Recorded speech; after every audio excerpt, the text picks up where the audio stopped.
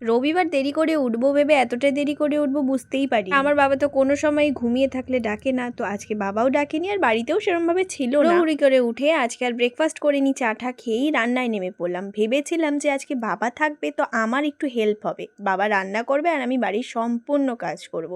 কিন্তু ওই যে আমার কপালে ভালো কিছু হবে এটার আমি আশা করতেই পারি না। আর যদি ভালো কিছু হয়েও যায় হঠাৎ করে, তাহলে আমি সেটাও ভাবি যে আবার মনে হয় কিছুদিন পরে শনির তাণ্ডব নাচ হবে। আগে বাদ দাও, আজকে আমি কি রান্না করছি সেটা বলি। ফার্স্টে তো করেছি পাবদা মাছের ঝোল, তারপরে আবার করেছি পটল পোস্ত।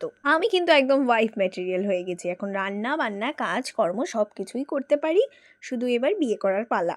না না থাক, আমার এতটাও দিন খারাপ আসেনি যে আমি এত তাড়াতাড়ি বিয়ে করব, কারণ এই বিয়ে করা মানে একদম বন্দি হয়ে যাওয়া, যেটা আমি মনে করি। এখন আমি জানি না বাদবাকিরা কি মনে করে, পার্সোনালি তো আমি এটাই মনে করি। যে আমি তোমাদের বলেছিলাম না রান্না করতে গেলেই তারপরেই আমি আর করতে পারি না অন্য কোনো কাজ। তো রান্নাটা কমপ্লিট করে লাঞ্চ টাঞ্চ করে তারপরে নেমে পড়েছি বাড়ির কাছে। বাবা তো বাড়িতে নেই, আমি একাই সেজন্য লাঞ্চ করতে বসে পড়েছি। আজকে একা একা খেতে বসতে একদমই ভালো লাগে না, বাবা যখনই থাকে তখন আমি আর বাবা দুজন মিলে একসাথে লাঞ্চ ডিনার সবকিছুই করতে বসি। পরে খেয়ে ঠেয়ে তো তাড়াহুড়ো করে সব কাজ সম্পূর্ণ করলাম। আমি ভেবেছিলাম যে আজকে আমার বিকেল হবে স্নান করতে, কিন্তু আমি এটা ভাবিনি যে আমার সন্ধে হয়ে যাবে।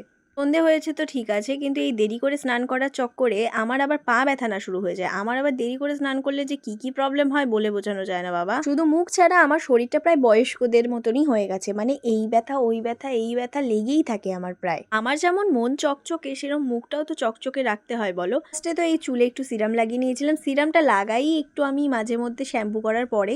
এমনি আমি কোনো সময় সিরাম টিরাম লাগাই না। মেয়েদের একটা সমস্যা, একটা প্রোডাক্ট কিনলে অন্য প্রোডাক্ট শেষ হয়ে যাবে, অন্য প্রোডাক্ট কিনলে আরেকটা প্রোডাক্ট শেষ হয়ে যাবে।